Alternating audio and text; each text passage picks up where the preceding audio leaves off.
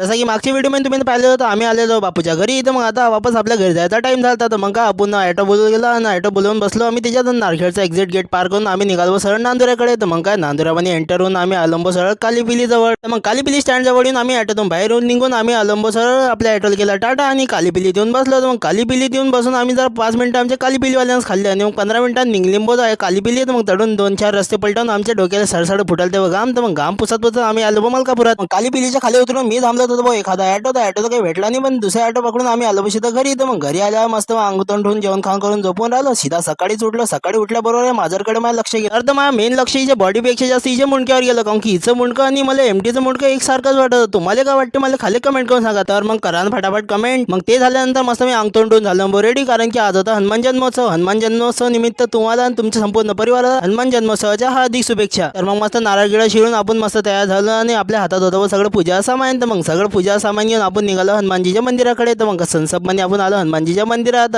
येऊन मस्त हनुमानजीची मस्त अर्चना करून घेतली आणि मग निघालो आपण सीधा घराकडे. तर मग चला मग आता भेटूया वाटतं अशा एका नवीन ब्लॉग मध्ये. तोपर्यंत तुम्ही आपल्याला फॉलो करून घ्या, कारण की आपला 1000 फॉलोवर लवकर करणार आहे. तर मग काय भाव राहिले, करा गरीबाला फटाफट फॉलो. जय श्रीराम.